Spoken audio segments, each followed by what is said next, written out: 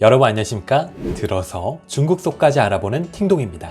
오늘은 중국 인터넷상에서 한국에 와서 알게 된 사실이란 글 중 가장 유명하고 대표적인 글을 준비했습니다. 예전에 작성된 글이지만 최근에도 중국 사이트와 중국 SNS에서 계속 회자되고 있을 정도로 단연 화제인 글입니다. 유명한 만큼 한국에서도 이 글이 꽤 많이 퍼져서 이미 보신 분들도 있으실 것 같은데요. 그래서 오늘은 설명까지 추가된 글로 소개해드리려고 합니다. 그럼 함께 보시겠습니다.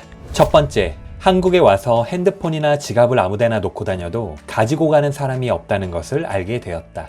절대 과장이 아니다. 학교 도서관에 가면 사람은 없는데 책상 위에 항상 노트북이나 가방이 놓여있는 걸 발견할 수 있는데 돌아오면 그대로다. 한국인들의 이런 도덕의식은 우리가 확실히 배울 가치가 있다. 아는 형은 5년 넘게 한국에 살면서 지갑을 맨날 엉덩이 뒷주머니에 넣고 다녔지만 도둑 맞은 적이 없다. 핸드폰은 2번 잃어버린 적이 있는데 다른 사람이 찾아주어서 새 핸드폰으로 바꿀 기회도 주지 않았다. 두 번째, 한국에 와서 과일의 개수를 따져서 판다는 것을 알게 되었다. 내가 말하는 과일은 크기가 비교적 큰 과일들이다. 한국에서는 수박이 굉장히 비싸서 크기가 큰 것은 백위안 안팎이다. 사과도 대여섯 개씩 포장해서 한 봉지에 3-4천 원에 판다. 한국에서 가장 싼 과일은 바나나와 귤이다. 세 번째, 한국에 와서 쓰레기 봉투가 비싸다는 것을 알게 되었다. 한국은 플라스틱, 종이, 유리, 음식물 등 쓰레기를 모두 엄격하게 분리해서 버려야 한다. 가장 이해할 수 없는 것은 반드시 해당 행정구역에 맞는 쓰레기 봉투를 구입해야 한다는 것이다. 쓰레기 봉투는 크기에 따라 가격도 다른데 용량이 큰 봉투는 6-7위안 정도 한다. 규정대로 쓰레기를 버리지 않으면 벌금을 물게 되고 어떤 곳은 24시간 모니터링을 하기도 한다. 나는 동네에서 쓰레기를 함부로 버린 게 CCTV에 찍혀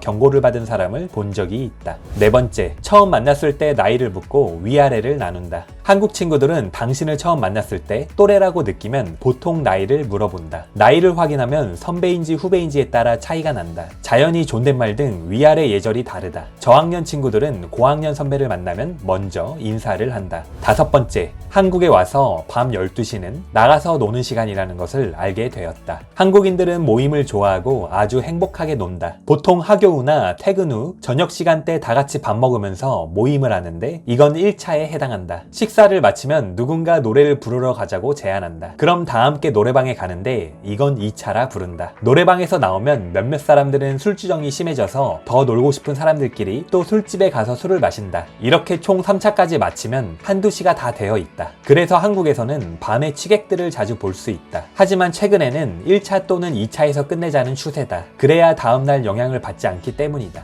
여섯 번째, 한국에 와서 여자들의 다리는 영원히 추위를 두려워하지 않고 빛난다는 것을 알게 되었다. 한국 여자들은 추위에 정말 강하다. 눈이 오는 추운 겨울, 우리는 오리털 패딩을 입고 집으로 돌아가고 있을 때 한 한국 여자가 상체를 공처럼 동그랗게 웅크리고 밑에는 미니스커트를 입고 있는 걸 발견했다. 나중에 여자친구에게 들어서 여자들 스타킹은 얇지만 기모 같은 게 한층 더 있어서 어느 정도 방한 역할을 해준다는 것을 알게 되었다. 일곱 번째, 한국에 와서 매 끼니마다 김치를 먹어야 한다는 것을 알게 되었다. 김치가 주식은 아니지만 없어서는 안 될 반찬 중 하나이다. 김치는 한국인들에게 진주 같은 존재로 천만금을 주어도 바꿀 수 없는 음식이다. 한국 동료에게 김치를 안 먹으면 어떻게 되냐고 묻자 생각나서 미칠 것 같다고 대답했다. 김치는 한국 밥상에서 식욕을 돋우는 역할을 한다. 종류도 굉장히 많은데 나무 껍질만 아니면 거의 모든 식재료를 김치로 담글 정도로 다양하다. 한국에는 김치 전용 냉장고가 따로 있다. 여덟 번째, 한국에 와서 남자가 외출할 때 머리에 왁스를 꼭 발라야 한다는 것을 알게 되었다. 너무 일반화했다고 할 수도 있지만 한국 남자들은 확실히 머리 스타일에 신경을 많이 쓴다. 스포츠 머리를 한 남자는 매우 드물고 보통 중장발로 왁스 같은 제품을 이용해 머리를 스타일링하는 걸 좋아한다.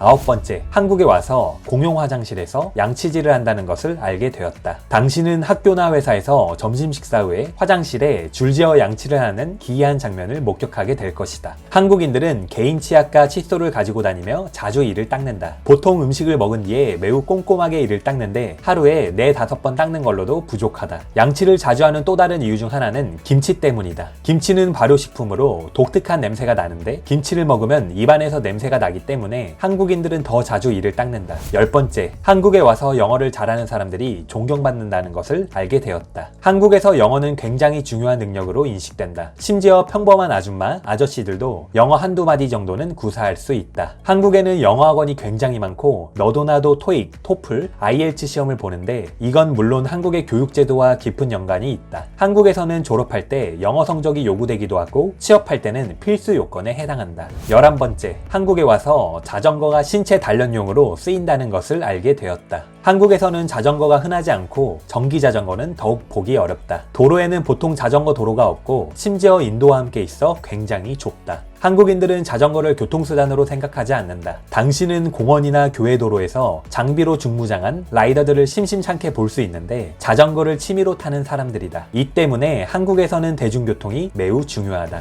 12번째, 한국에 와서 전통 중국 요리 한 끼 먹는 것이 사치라는 것을 알게 되었다. 한국에 중국 음식점이 많지만 대부분 짜장면이나 탕수육을 파는 면 요리 전문점으로 진정한 중국 전통 요리를 파는 중국 음식점은 많지 않고 있어도 너무 비싸고 종류도 많지 않아서 가성비가 나쁘게 느껴진다. 그래서 많은 중국 유학생들이 중국 음식을 먹고 싶을 때 다른 친구들을 불러서 같이 가는데 그럼 돈도 절약하고 다양하게 즐길 수 있다. 13번째, 한국에 와서 날씨가 아무리 추워도 식당에서 찬물을 준다는 것을 알게 되었다. 한국의 정수기 보급률은 거의 100%에 가깝고 정수기에는 냉수 기능이 있다. 정수기는 보통 수도관에 직접 연결해 여과한 것으로 생수통이 올라가 있지 않다. 한국 식당에서는 1년 내내 냉수를 주기 때문에 일부 여성분들은 걱정할 수 있지만 따뜻한 물이 없는 것은 아니기 때문에 걱정할 필요는 없다. 14번째, 한국에 와서 가위도 식사 도구가 될 수 있다는 것을 알게 되었다. 한국인들은 냉면을 즐겨 먹는데 당신이 냉면집에 가서 냉면을 시키면 종업원이 앞접시와 수저, 젓가락, 그리고 큰 가위를 가져다 줄 것이다. 가위는 냉면을 자르는 데 사용되는데 매우 긴 냉면을 추하지 않고 편하게 먹기 위해서 냉면을 가위로 자르고 먹기를 추천한다. 고기를 구워 먹을 때도 마찬가지로 가위를 이용해 고기 한 덩어리를 여러 조각으로 잘라서 먹는다. 15번째, 한국에 와서 지하철에 사람이 아무리 많아도 양쪽 끝자리에 앉으면 안 된다는 것을 알게 되었다. 이 부분은 모두가 반드시 주의해야 한다. 한국 지하철 칸 앞뒤 양쪽 끝자리는 모두 노약자와 장애인들을 위해 남겨둔 특별석이다. 만약 정상적인 젊은 사람이 이 자리에 앉으면 다른 사람들이 매우 놀라하며 의아한 눈빛으로 바라볼 것이다. 그렇기 때문에 설령 계속 서 있어야 할지언정 이 자리에는 앉지 않기를 바란다.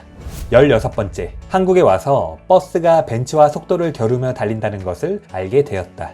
한국의 버스 기사 아저씨들은 모두 슈마허의 먼 사촌지간인 것 같다. 공공버스를 타야 할 당신에게 이 한마디를 하고 싶다. 만약 서 있다면 꽉 잡아라. 한 번은 군항에 가기 위해 버스를 타고 큰 산을 넘어가야 했는데 산을 감고 도는 구불구불한 도로를 죽은 힘을 다해 운전하는 버스 기사 덕분에 나는 손잡이를 꽉 잡고 서 있었지만 폴댄스를 추듯이 회전해야 했다. 17번째, 한국에 와서 카드를 긁어 계산할 때도 비밀번호를 입력할 필요가 없다는 것을 알게 되었다. 한국에서 물건을 사고 카드로 결제할 때 비밀번호를 입력할 필요가 없고 사인만 하면 된다. 당신이 결제창에 무엇을 그리든지 간에 모두 검증 없이 통과된다. 슈퍼에서 아르바이트 할 때 근처에 사시는 할아버지가 매일 와서 콜라를 샀었는데 매번 카드로 결제하고 사인할 때마다 이 세 글자를 적었다. 기밀성. 또 어떤 사람은 웃는 얼굴을 그렸다. 아무튼 별의별 그림이 다 있다. 하지만 카드를 잃어버린다 하더라도 분실된 카드로 결제할 가능성은 매우 적다. 왜냐하면 분실된 카드로 결제하고 고발당하면 얻는 것보다 잃는 것이 더 많고 법적인 처벌을 받는 범죄에 속하기 때문이다. 그래서 한국인들은 일단 카드를 줍게 되면 철부지가 아닌 이상 대개 ATM 옆에 두거나 은행에 갖다 준다. 18번째, 한국에 와서 여기는 위조 지폐가 없다는 것을 알게 되었다. 이유는 생각보다 간단한데 시민의식과 상관없이 위조 지폐 한 장을 만드는 비용이 그 지폐 한 장의 값보다 더 들기 때문에 헛쓰고다. 한국에 5만원 지폐가 처음 나왔을 때 5만원 위조 지폐가 한 차례 적발된 사례가 있었다. 19번째, 한국에 와서 은행에 방탄유리가 없을 수 있다는 것을 알게 되었다. 이 점은 절대 빼놓을 수 없다. 은행 창구에 책상 말고는 막을 게 정말 아무것도 없다. 은행의 업무 환경도 한눈에 볼 수 있다. 은행 직원들이 무엇을 하고 있는지, 무슨 말을 하고 있는지 일반 시민들이 밖에서 모두 볼 수 있다. 하지만 놀랍게도 은행이 털렸다는 말은 들어본 적이 없다. 20번째, 한국에 와서 마트에서 물건을 사고 주소를 남기면 집으로 배달해준다는 것을 알게 되었다. 대형마트든 동네마트든 일정액 이상의 물건을 구매하거나 쌀처럼 무거운 건 무료로 집 앞까지 배달해주는데 심지어 매우 빨리 배달해준다. 다음은 추가 설명 없는 내용들입니다. 한국에 와서 보증금을 많이 내면 월세를 낼 필요가 없다는 것을 알게 되었다. 한국에 와서 어린애들도 모두 패셔너블하다는 것을 알게 되었다. 한국에 와서 모든 화장실에 휴지가 있다는 것을 알게 되었다. 한국에 와서 미녀가 참 많다는 것을 알게 되었다. 한국에 와서 삼겹살은 소주와 함께 먹어야 제맛이라는 것을 알게 되었다. 한국에 와서 모자는 모든 사람의 필수품이라는 것을 알게 되었다. 한국에 와서 뚱뚱한 사람이 거의 없다는 것을 알게 되었다. 한국에 와서 중국인은 정말 많다는 것을 알게 되었다. 한국에 와서 한국에서 향수는 보편적이라는 것을 알게 되었다. 한국에 와서 한국의 치어리더들이 선수들보다 더 매력 있다는 것을 알게 되었다. 한국에 와서 음식이 맵지 않으면 맛이 없다는 것을 알게 되었다. 한국에 와서 성형은 미용과 같이 일반적이라는 것을 알게 되었다. 한국에 와서 인터넷에서 영화를 다운받을 때 돈을 내야 한다는 것을 알게 되었다. 한국에 와서 어른이나 교수님을 만나면 허리를 숙여 인사해야 한다는 것을 알게 되었다. 한국에 와서 식사 후 커피 한 잔은 필수라는 것을 알게 되었다. 한국에 와서 재래식 화장실을 찾는 것이 힘들다는 것을 알게 되었다. 한국에 와서 버스 타는 것도 비싸다는 것을 알게 되었다. 한국에 와서 12시 이후에 택시 타는 사람은 돈 많은 사람들이라는 것을 알게 되었다. 한국에 와서 핸드폰 가격은 정해진 것이 없다는 것을 알게 되었다. 한국에 와서 지하철을 타고 다른 지방에도 갈 수 있다는 것을 알게 되었다. 한국에 와서 길거리에서 쓰레기통을 찾는 것이 힘들다는 것을 알게 되었다. 한국에 와서 새벽까지 영업하는 가게가 많다는 것을 알게 되었다. 마지막으로 만약 한국에 직접 와보지 않는다면 영원히 이 나라를 이해할 수 없을 것이라는 것을 알게 되었다.